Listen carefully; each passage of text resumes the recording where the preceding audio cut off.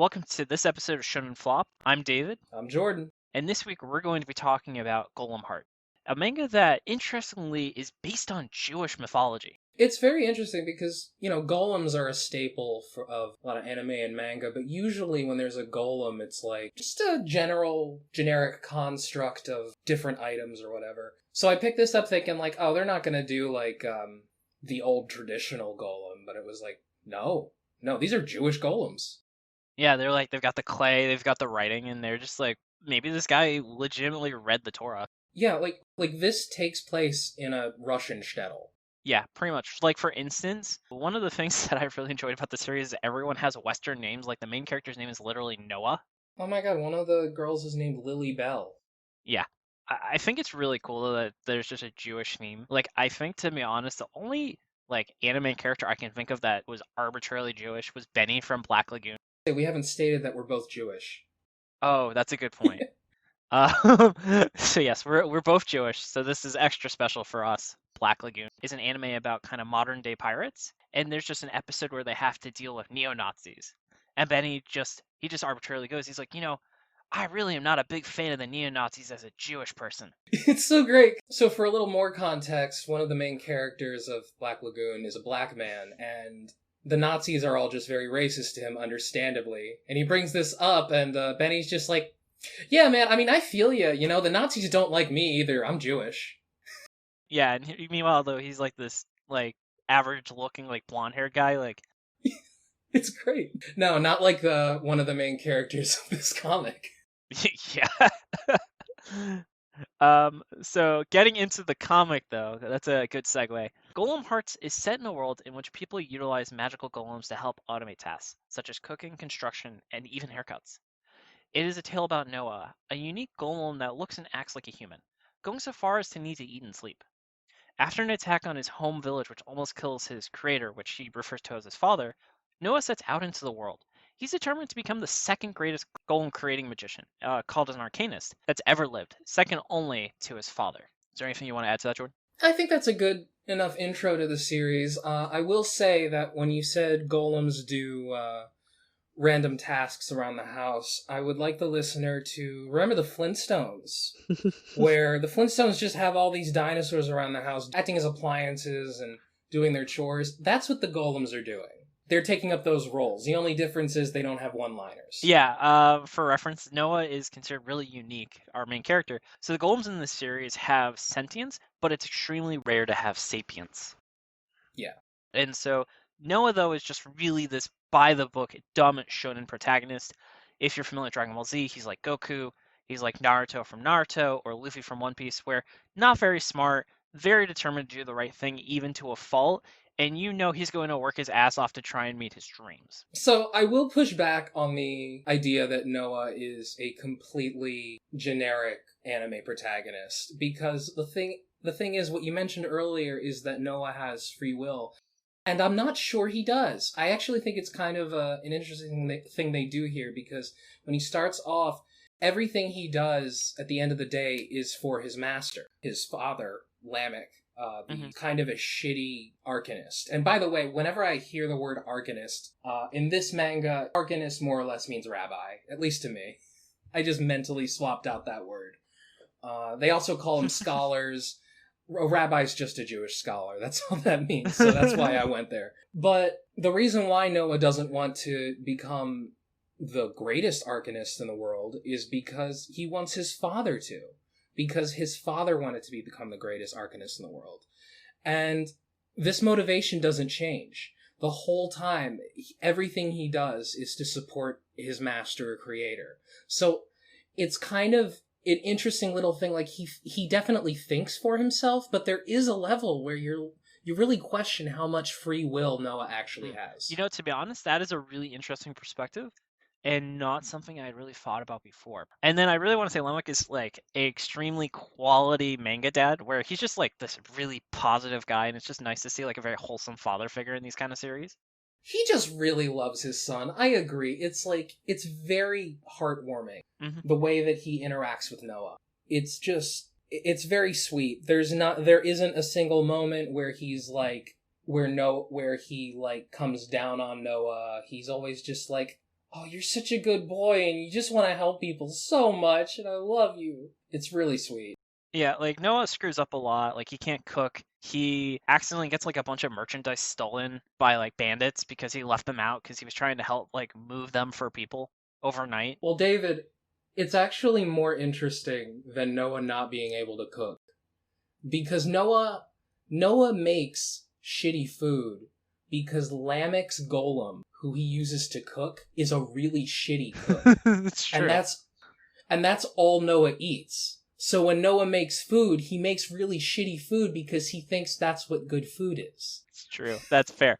Also, an interesting thing about Lemmick is he's like the only character that has any sort of backstory. Like, there's like, I think one flashback in the entire series, and it's about Lemmick.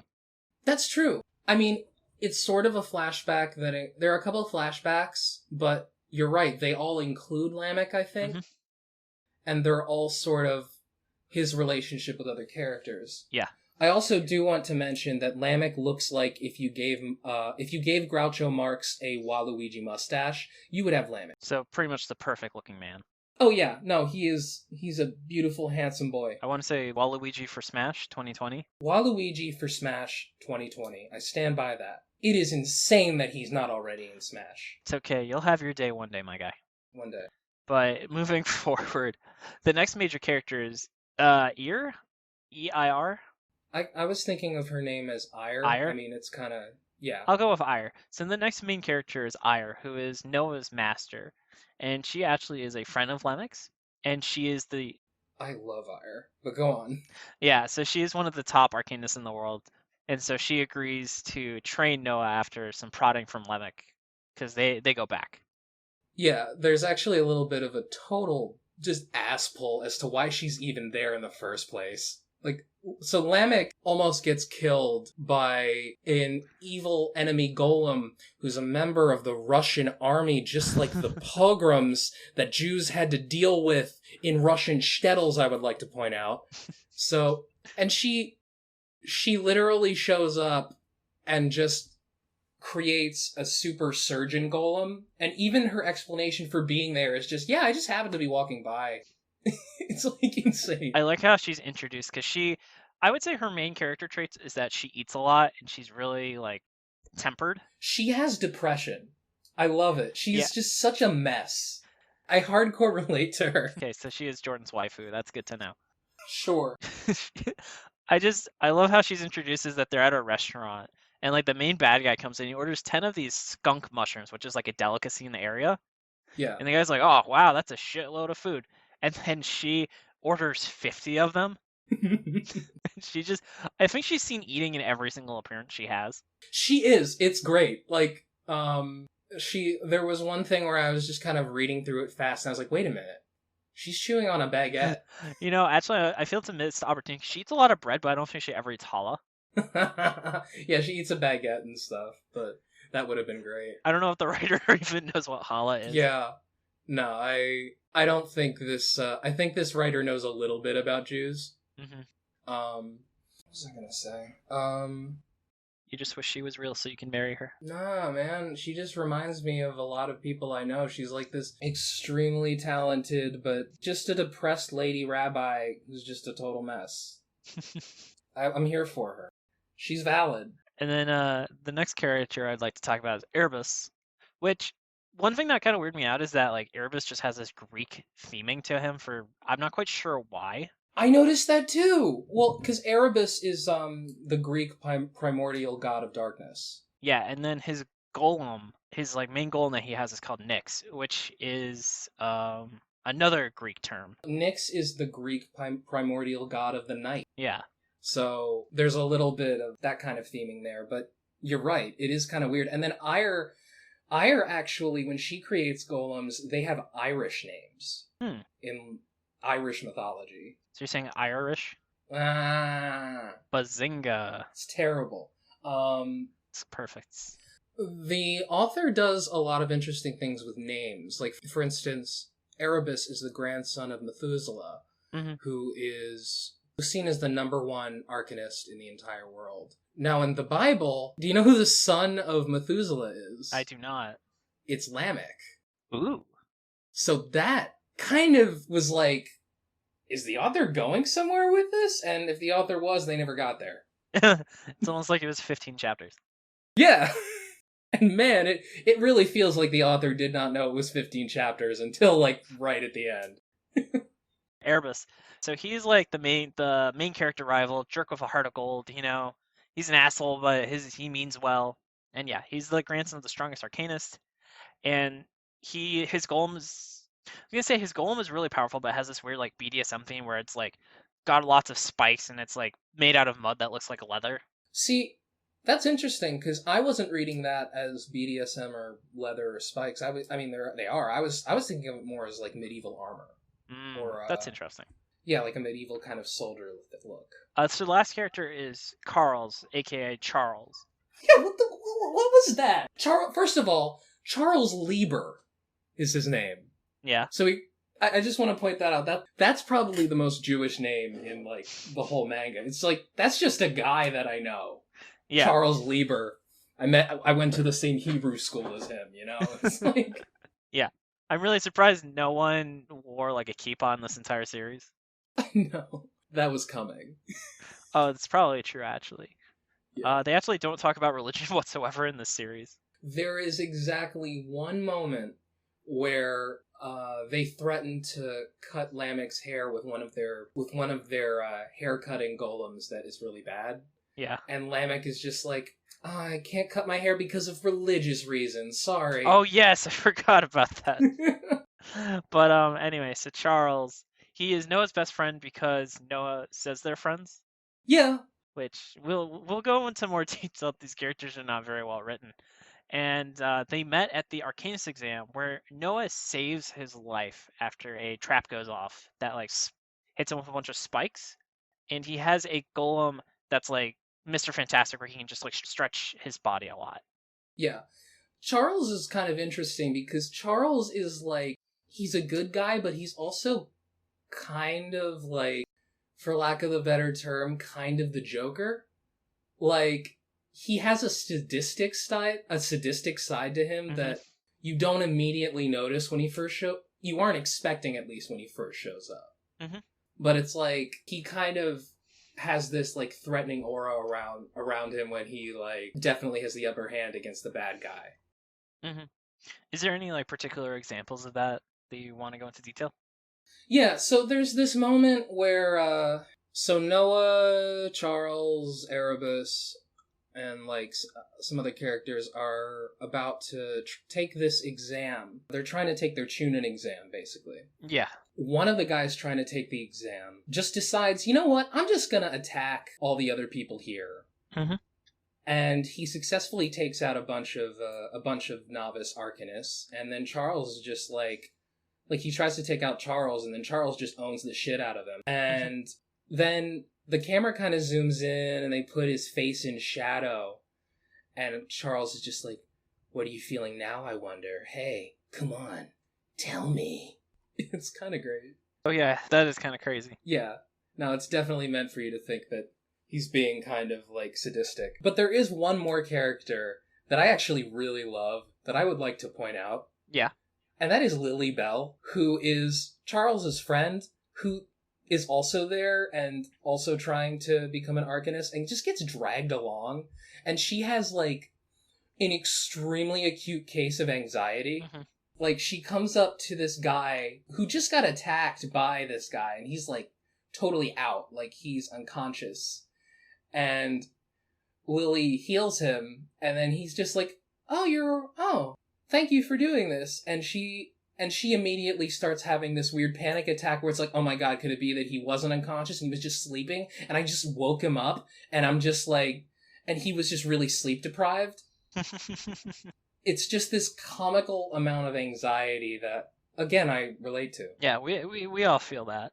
Okay, and then, so moving on to actual details about the actual creation of the manga, it was written by and drawn by Gen Osuga, who interestingly created a kind of a pilot for this series called Go Strong in 2011 in Shonen Jump Next. And the only really interesting thing about his career outside of that is he was an assistant on One Piece, which it seems like maybe everyone was at one point or another. I'm so not shocked to hear that. My god. Yeah. That makes so much sense. And the series ran from October 30th to February, sorry, October, it ran from October 30th, 2017 to February 19th, 2018, running for 15 chapters, which consisted of 2 volumes. So probably one of the shortest series that we will ever possibly talk about. Yeah, this does not go on for very long. No. So for context, just as a reminder, mangas get to know how they're doing in chapter 8. And so to be canceled by chapter 15, essentially the second they got polling, he was told you're getting cut. Yeah. And based on some of the statistics you showed me, Mhm. it's not surprising that it got cut. So for reference though, Golem Hearts premiered at rank 15, the last place, and then never actually did better. It actually hit 16th place the week after because I guess some other series had started getting pulled, and its final 2 issues hit 14. So I guess it really peaked before it got canceled. In terms of it went from last place to second to last place at the very end. Yeah, that makes sense. I mean, it started to get better Mhm. as it got canceled, it's very sad. Yeah, which is really a shame. So why don't we go on that note? Why don't we actually kind of go into where we think it didn't do so well, and probably what Yeah. could have caused it to have been failed.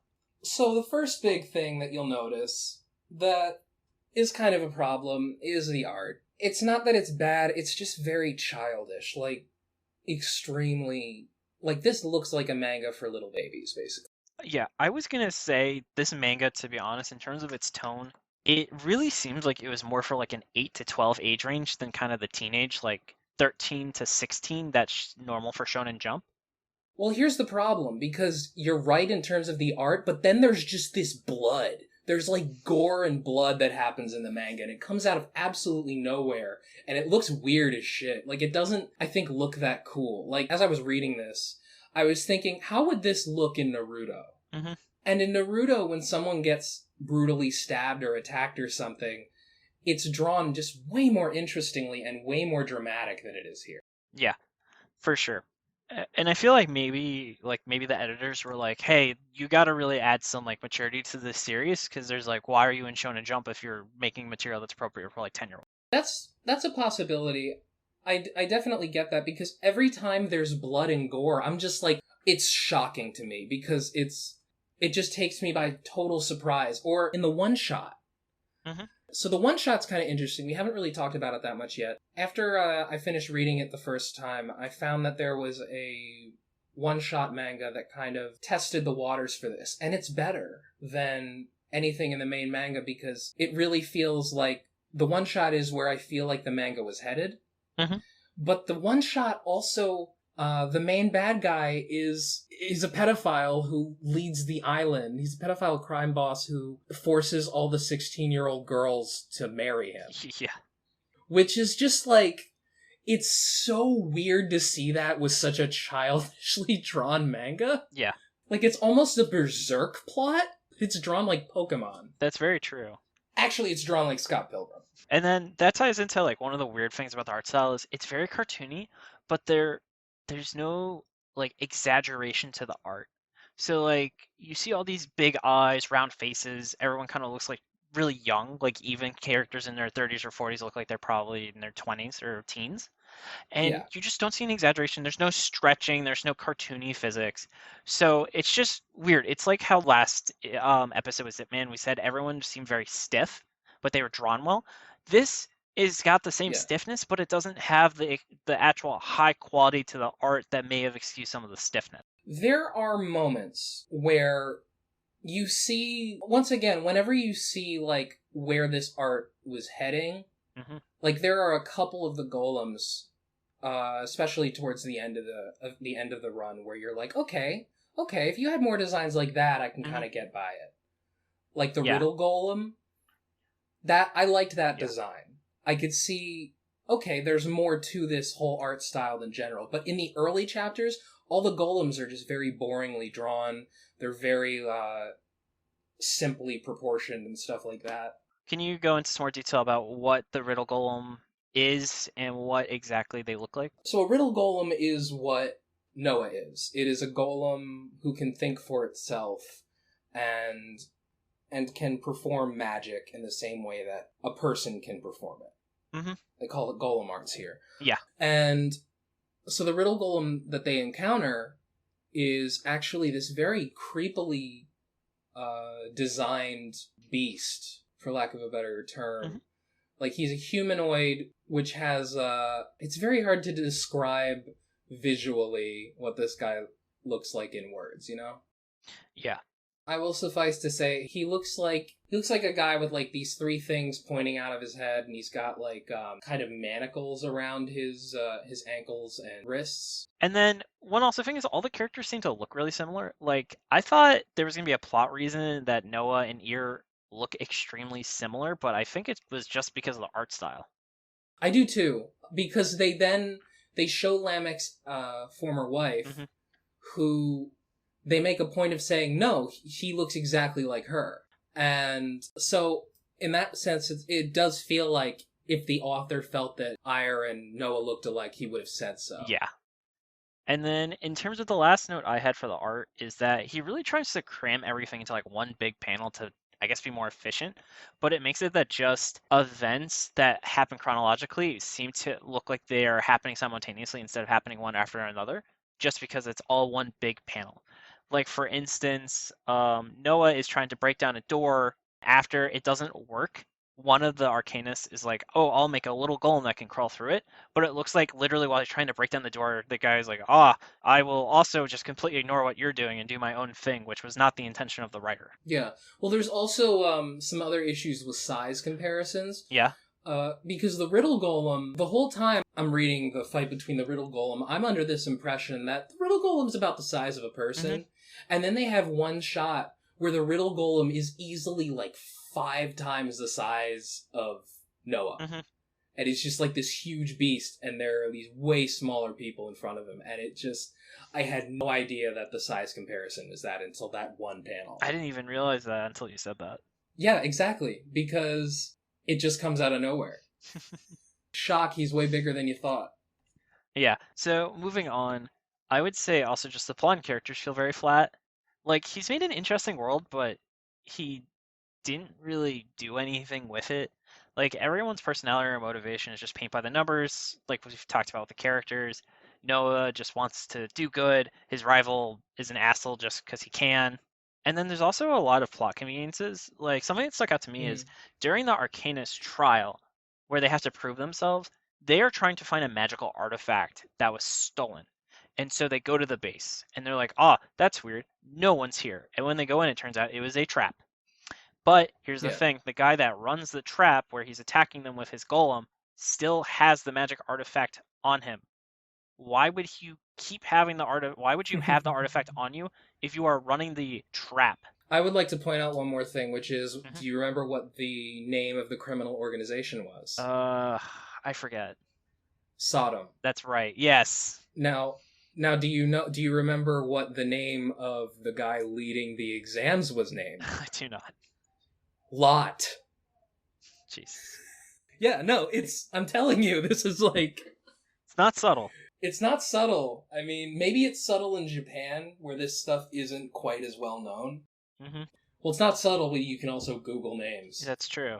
For instance, also the first major bad guy, he's like kidnapping kids, which I guess maybe is part of an homage, but these are like legit like 10-year-olds, which maybe is like a reference to the original pilot, but they don't really say why he's kidnapping kids. It was just they wanted the bad guy to seem bad because he's doing something blatantly evil. Yeah, no, he kidnaps kids because no one needs to chase him. Why would you need child slaves if you can just make golems? Yeah, I mean, if that guy went away without taking those kids, then Noah would have just been given the blame for it. The townspeople probably would have killed him.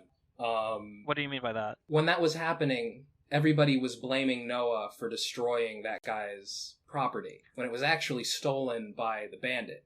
Yeah, you mean the shipment. So just to clarify. So an example of Noah like meaning well and then screwing up was he was trying to help these people like load a ship with cargo. And they were like, we don't need your help. And Noah was just like, they're just too modest. I will come and break into their storehouse and do it myself at night, which he does. But then he leaves all the cargo unattended. And so some bandits just come and take everything because they just left it lying around. Yeah. And so everyone really, really hates Noah and his father because of it. Yeah, and if the bandit hadn't kidnapped those kids, then Noah and Lamech would have been totally screwed. Yeah, exactly. Like, one thing that I had also noted is Noah keeps being rewarded for his mistakes. Like how he had this convenient opportunity to save the day, or how he comes up with this idea where only one person can return the artifact that they found to pass the test. But, he really wants, his friend Charles and Erebus to also pass. So he breaks the artifact in three. And he still passes because they say, oh, well, actually, we can just fix it. Yeah. So he never ever sees consequences for these terrible character traits he has. I don't know if they're terrible character traits. They're bad decisions he makes. Yeah. But I don't know if I'd call them terrible traits. No, that part was just insane. Mm-hmm. The idea that, like, oh, hey, if I just break this gemstone in three and give it to you guys, that'll satisfy the requirements. Yeah. If I just destroy what we're trying to get. The next thing on my list is just the author makes this weird choice of where once he starts studying and like passes his first test to become like an apprentice, they immediately skip forward 4 years. So you actually don't see him doing anything to really learn. They're just like, oh, you barely know the fundamentals, being like, wow, you're really good at this now. Like he's like pulling off like the most like highest level stuff, which is a problem in itself I'll go into.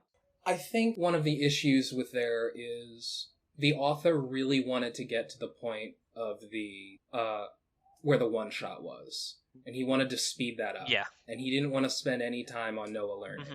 So he just zips right by. Yeah, but that creates this problem where since we've skipped all of the sections of Noah having to learn things, it means now that they have to explain things to someone who is completely competent. Like during the test, they are explaining things about how Golem Hearts work that even they are like, it would make no sense for you not to know this if you are at the point you are taking this test. That's true. Yeah. It's like imagine if someone was taking like other medical boards and the guy is like, don't forget the heart is an organ in the human body.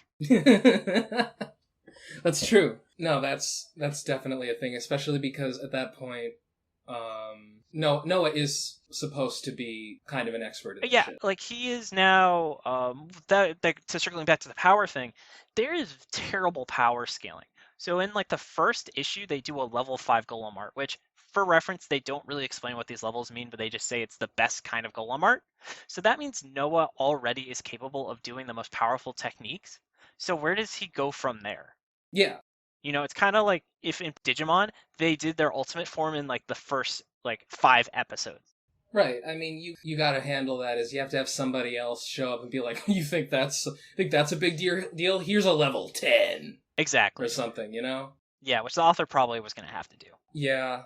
Oh, man. We got to talk about the last chapter. Oh, yes. So there's 2 ways to go about ending something at chapter 15 in my mind. Either you do what Zipman did, where you just rush everything and you're like, okay, we gotta go. We gotta get to the last one. We don't have time to do all this stuff. What this does, however, it doesn't change any of the pacing up until the very last chapter. It tries to give you a satisfactory ending to the entire story in one chapter. Half a chapter, yeah. Yeah, so there is the final battle is in the same chapter as the last chapter for no real reason, to be honest. And also they have like a very satisfying fight against this Riddle Golem. This Golem is like, and again with the power scaling, he is insanely powerful. He's defeated people that are more powerful than his master. Like his master was rank 10, and this dude kills level rank 7 and 8 Arcanist. By master we mean Ire, not Lamech. Ire, yeah. So, and then they introduced this like evil army that's been collecting Riddle Golems, which also was weird because they were like, losing a Riddle Golem's not that bad. We have like 80 more of them. And I was like, what? That is a huge deal. Yeah, that's a problem. It's also the bad guy in question who's doing this is the Russian soldier from like the second chapter. Yeah. Who shows up to try and kidnap Noah and disappear all of a sudden out of nowhere. It's like, oh yeah, by the way, this guy is now the general of Russia, or Chernozem as they call them. So he's now the general of Chernozem, and he has to, all of a sudden he fuses with his golem, and Noah essentially beats him off screen more or less. The whole last chapter is like a montage. I think there's literally a moment where Noah, like it ends with Noah standing on a podium and he's like, they're like, Noah's the best Arcanist in the world. And he's like, I'm not the best Arcanist in the world. My master is. Yeah. And then Lamech shows up out of nowhere. By the way, I do also want to mention that they have high scores and leaderboards to determine who's the best Arcanist. There's literally a scoreboard. It's great. Yeah. It didn't really make a lot of sense. Well, did you get a coding vibe from the Golem Arts? Because I did. What do you mean coding? The way that they describe Golem Arts in a lot of way reminded me a lot of computer programming. Oh, no, I didn't really think about that at all. Just the fact that these appliances we use every day, kind of like computers or something, and what do these scholars do? They go in and they fix up and repair the stuff. Mm-hmm. And even just the first thing that he has to do is stack coins, and it's all about finding the center mass of the coin or whatever. Yeah. And just the way that golems are very single-minded. Mm-hmm. And they will do a task perfectly, but you have to ascribe them that task specifically. Reminds me a lot of just how computer programs work. Mm-hmm. Wow, I didn't even think about that, but that's definitely a really interesting perspective. Though, doesn't that tie into the original mythology of the golem, where it did like exactly as it said? Yeah, it kind of does, but I feel like, especially with the whole leaderboards thing, Mm-hmm. and with the way that it's used, I really got this strange, and maybe it's just because of the times that we're in today. Mm-hmm. Especially because they are writing things. Like, even if that was the original myth, Mm-hmm. it just kind of gave me that vibe. That makes sense. Yeah. The last thing I want to discuss is that there's really no stakes to any of these fights. Like, everyone comes out of every fight completely unscathed, more or less. Like, they're like, Charles was hurt, but now he's healing, but then nothing seems to imply that he has any sort of injury after that one-off mention. And the fact that our main character is more or less kind of indestructible takes away, like, he literally like blows off his arm, he takes like deep cuts, and there's no consequences because anyone can heal him because he's a golem. In the first issue, one of the guys is like, I wouldn't have believed he was a golem, but he literally just took his arm off to show me. Yeah. It's ridiculous. Yeah. But like that gore and stuff, it really does just come out of nowhere because it just looks like a manga for babies. Yeah, so for reference, there's not really a lot of violence until the Riddle Golem, and then you see some people like impaled into like a wall with giant spears, and these are how you find out the rank 7 and 8 Arcanist dies. You just see their corpses on this wall. It's like if you were watching Pokemon and then suddenly Ash got stabbed through the chest. Yeah, more or less. It's a real problem, actually. It's a riddle, one might say. Is there anything else you want to talk about in this section? I guess if you were to summarize why you thought it failed, what would you say? I would really say there were no stakes. The entire thing is just really immensely rushed, and it just doesn't play with this really interesting world. Because the fact that the world I can tell is really interesting, but I know so little about it, really says volumes about how poorly it was presented to us. Yeah. There's a lot of potential here, but it's just really not... It really feels like the author is still grasping on how to communicate the tone he wants. Yeah, exactly. It feels like... Again, it just feels like the early chapters of this are just so... They lack stakes, they lack gravitas, they lack... they're just very lacking in terms of the tone that this manga could have. Mm-hmm. I feel like there are moments where it works. Yeah. Changing gears, I guess, what would you say are some of the things that you thought it did well? You're like, pass. No, I actually like the characters in a lot of ways. I think that there are subtle things about them that kind of do separate them from other people. Like, Lily Bell, who I keep coming back to because I think she's just so fucking funny. She just gets dragged along when she didn't even pass the exam. Yeah. Because they just need an extra person, and she's just freaking the fuck out the whole time. It's true. Like, why am I here? Why am I here? Why did they drag me in? And there is, like, a warmth between Noah and Lamech that is just very heartwarming to see. Yeah, I had that same note where it's so nice to see, like, a really pure relationship in Shonen where, as we're talking about, the majority of the characters in Shonen don't even know who their father is. So to actually have a strong father figure with a really good relationship is just rare to see in these kind of comics. Oh, yeah. There's a moment where Noah says, I thought that maybe my master had abandoned me. Mm-hmm. And then Lamech is just genuinely hurt that Noah could even think that. Like, I would never. Yeah. Yeah, it's very genuine. And it does pay dividends in the last chapter where he has his, like, shows off his father to the whole world. Yeah. Where, if this had really lasted like 300 chapters, that would have just, people probably would have cried. Yeah.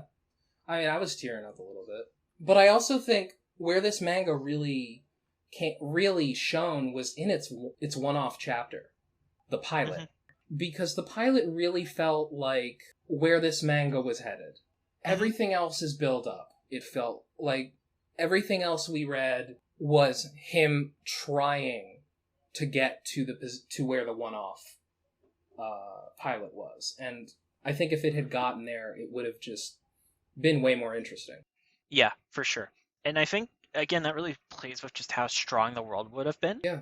Like, the fact that he had done his research into Judaism and he added this interesting flavor, and I think the golem system really could have been cool. He just rushed in, he just didn't explain things as well. Like, this would have been a really fun setting to play Dungeons and Dragons. Yeah. I feel like this manga kind of has the opposite problem that Zipman had.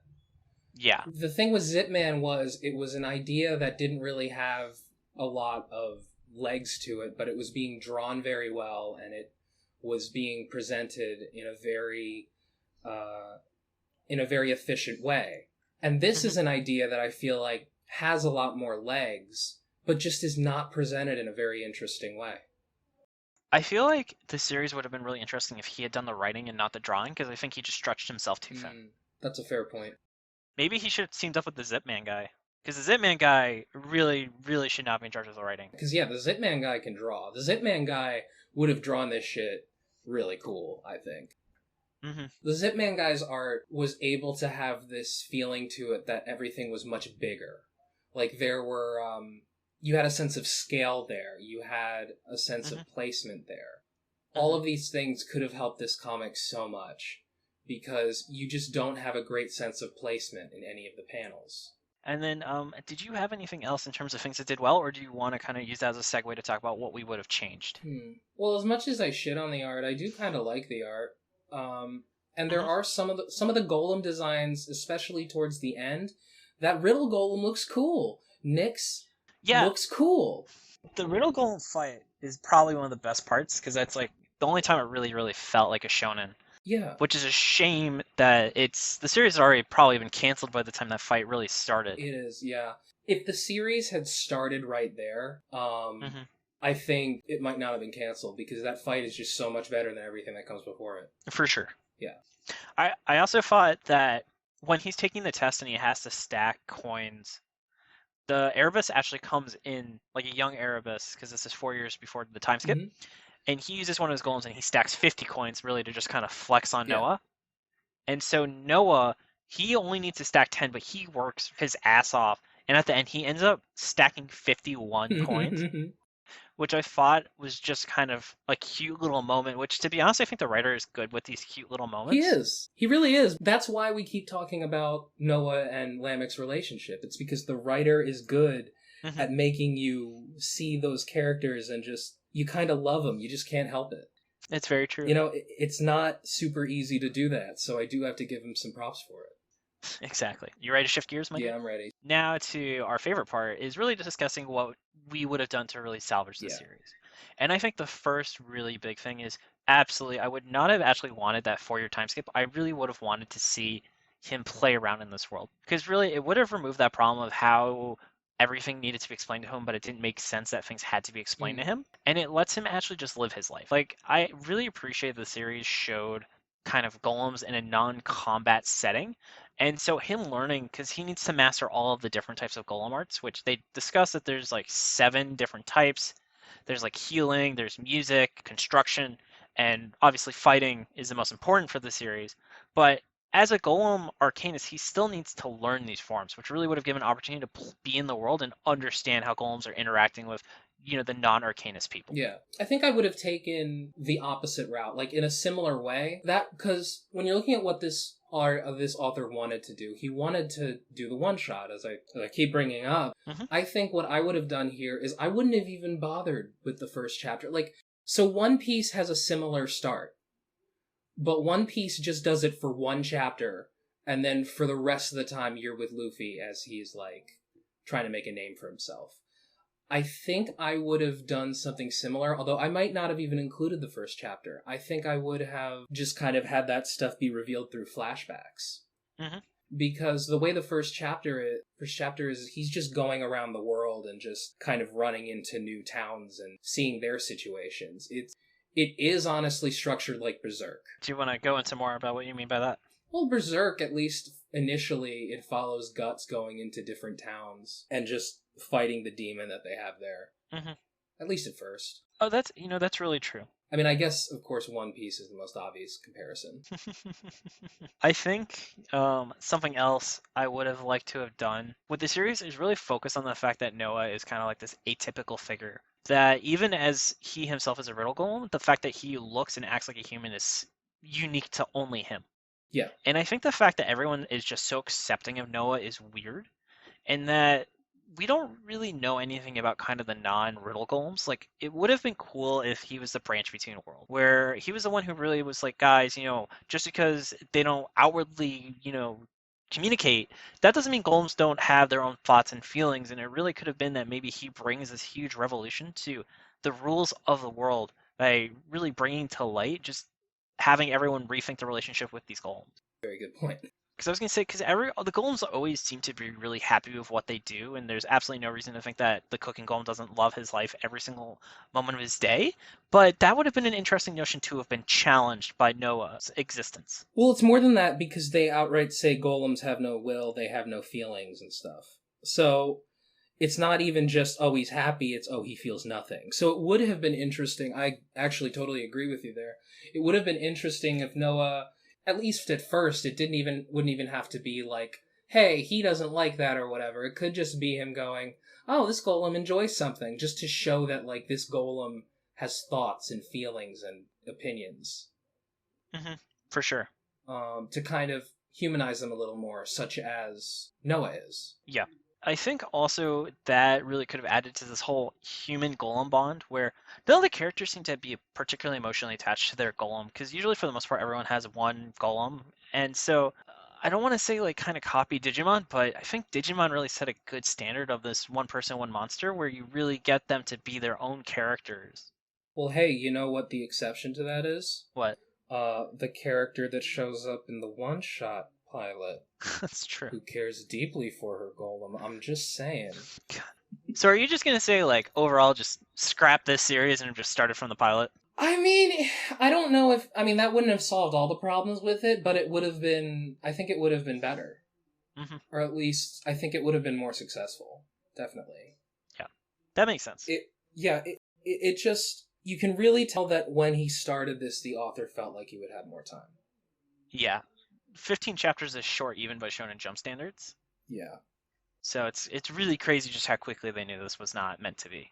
I really do think the biggest issue with this is just that there's nothing to grab you in those first few chapters. Exactly. That is its biggest problem. Like, by the time it got better, it was just too late. Mm-hmm. Which makes sense. Yeah. Okay, is there anything else you'd like to add to the what could have happened? Not really, because this manga could have been so much better than it was. Yeah.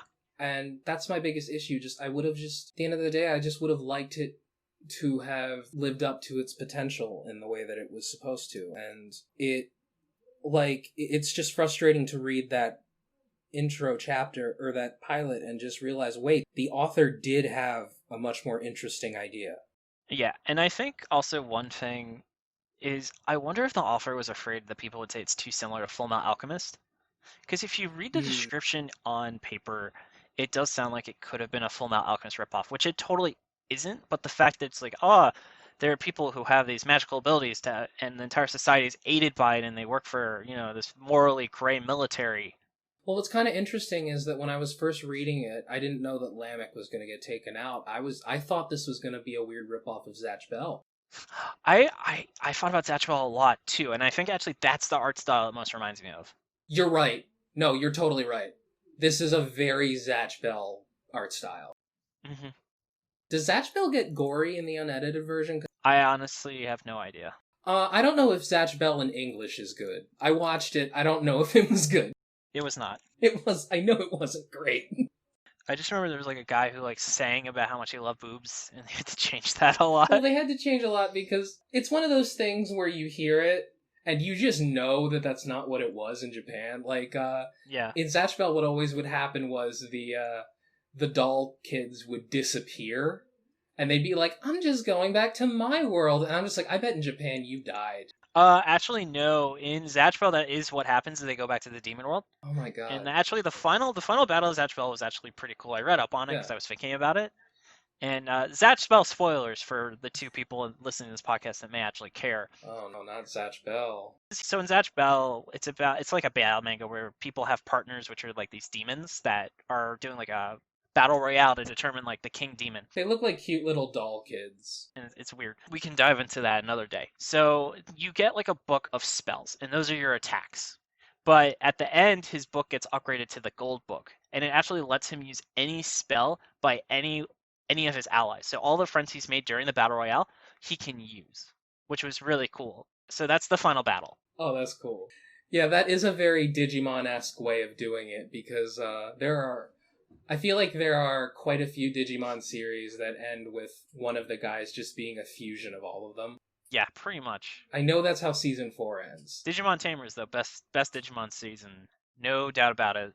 Digimon Tamers is Evangelion for kids. It really is. It's super dark. Yeah, definitely if you haven't watched Digimon Tamers, it holds up. I think it's all on Hulu now. And then in terms of my last like miscellaneous thought, I just wanted to give a shout out to the Gurren Lagann reference the series had. I missed it, tell me. There's a guy writing Lagann. Oh my fucking god, that's Lagann. Yeah. Yeah. So I'll post a picture of it in the description. But yeah, much like Optimus Prime, I guess that's the reference for this manga. See, that's a lot more acceptable though. Yeah, that was still ridiculous. Because that's a legit. Now, if they showed that guy again, yeah, like a bunch of times, and then just he did nothing, that might be an issue. God, that Optimus Prime really, that was the standout moment of Zip Man, was they just randomly had Optimus Prime show up for no reason as a bad guy. They didn't need to do that. Yeah, but if you want to learn more, just make sure you listen to episode 1, Zip Man, where we go into this Optimus Prime blue balls, as Jordan has put it. I did put it that way. Do you have any other little catch-up thoughts before we give our final verdict? I think I'm good. How would you describe your thoughts on Golem Hearts in 6 words, or less? Well, like last time, I feel as if I'm going to fail this. You knew it was coming this time. I knew it was coming, but you know what, David? I just go with my own way, alright? At the end of the day, I feel like Golem Hearts is a manga that it never got to the place that it wanted to be. Well said. And then mine would be interesting setting, uninteresting everything else, L'chaim. That's pretty good. Okay, so Jordan, would you consider Golem Hearts a flop or not? It's more complicated with this than it was Zip Man, but I will say it's a flop with the caveat that if it had went on further, it might have turned into something cool. I agree. I think the series had a ton more potential than Zip Man, but ultimately, in its current form, it was a flop. Yeah, as it is right now, absolutely. Jordan, so finally, how would you say this compares to Zip Man, the best manga we've read so far in this series? I would say it's better than Zip Man. I think that the art of Zip Man is better, but pretty much everything else here is more interesting. You know what? I'll give you that. I'm going to say that officially Golem Hearts is the best manga we've read out of both episodes. I agree with that. You'll have to tune in for our next episode to find out if Golem Hearts keeps the crown. This is going to be a difficult competition. Thank you so much for joining us for this week's episode on Golem Hearts. You can follow us on Facebook and Twitter at Shonen Flopcast and view our website, shonenflop.libsyn.com. You can also find us on iTunes and Spotify. We also want to give a shout out to friend of the show, Tori, who created a Mermaid Zine for Pride this year. All proceeds this month will go to Black Lives Matter or bail fund organizations. Find a link to our work in the description below. And I also want to give a shout out to a really awesome podcast, the Weekly Cooldown. Hello. My name's Najee. Most people know me as Kami Jace, and I host the Weekly Cooldown. It's a podcast where we get to know the gaming news of the week, and we get to know our guest. Every week is a different streamer, cosplayer, game developer, podcaster, and overall giant nerd. We sit down, we discuss the big stories, the small stories, and everything else in between. If you want to keep up to date on the news and want to have a fun time doing so, listen to the Weekly Cooldown. on Apple Podcasts, Stitcher, Anchor, or wherever you get your podcasts. I did a painting of Bernie Sanders that is currently being shown on a virtual exhibition on the Hotbed Philly site. That is HOTBEDPHILLY.com. You can see my cool piece. Check it out.